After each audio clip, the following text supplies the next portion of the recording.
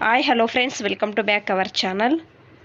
మనము వద్దు అని పడేసే వస్తువులు కూడా మనకు ఎంత ఉపయోగం ఉంటుందో తెలుసా అండి?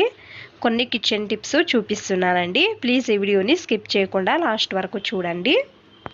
టిప్ నెంబర్ 1 అండి, మహిళలు ఈ ప్యాడ్స్ యూజ్ చేస్తాం కదండి. మనము ఎక్కడైనా ట్రావెల్ చేసేటప్పుడు ఎక్కువగా ప్రాబ్లం వచ్చేది మనకు రాత్రి పడుకునే టైంలో అండి. ఎక్కడ బట్టలకు అవుతుందో అని మనకు టెన్షన్ అవుతుంది కదండి. మీరు ఏం చేయాలి అంటే చూడండి, పొడవుగా ఒక ప్యాడ్ అండి, తరువాత వెనుకాల ఒక ప్యాడ్ వేయండి. ఈ విధంగా వేసుకొని రాత్రి పడుకోవడం వలన మీకు బట్టలు ఏమీ గలీజ్ కావండి, నీట్గా ఉంటాయండి. కావాలంటే ట్రై చేయండి.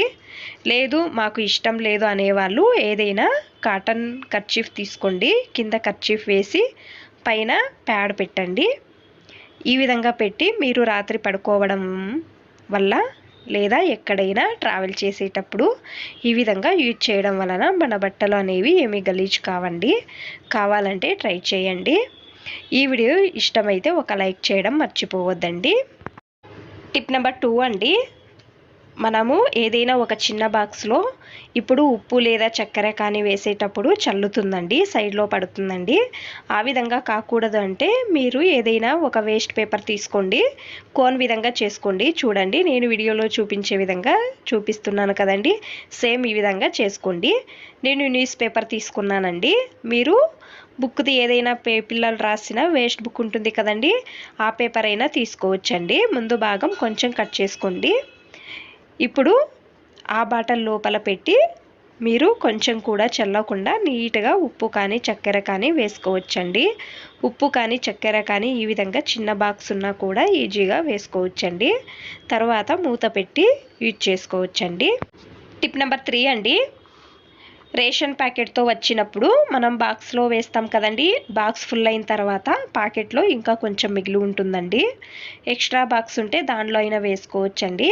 అకస్మాత్తు మా ఇంట్లో ఎక్స్ట్రా బాక్సెస్ ఎక్కువగా లేవు అన్నప్పుడు ఒక బాటిల్ను ముందు భాగం కట్ చేసుకొని దాని లోపల పెట్టి ఒక రబ్బర్ బ్యాండు టైట్గా వేయండి.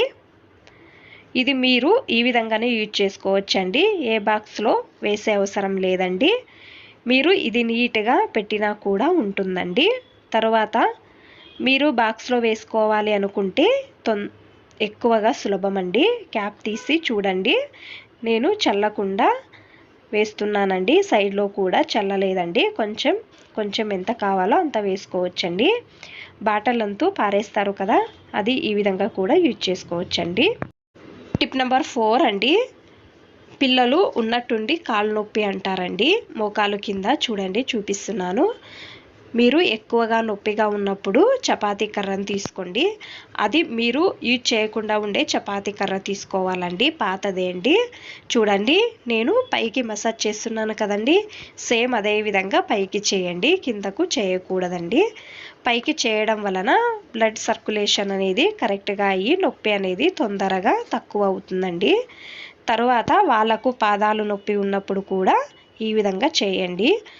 ఒకటి మ్యాట్ ఏదైనా కింద వేసి చేయడం వలన కూడా బ్లడ్ సర్క్యులేషన్ అనేది కరెక్ట్గా అవుతుందండి, నొప్పి కూడా తక్కువ అవుతుందండి. పిల్లలకే కాదండి, పెద్దవాళ్ళకు కూడా యూజ్ అవుతుందండి. ఖచ్చితంగా ట్రై చేయండి.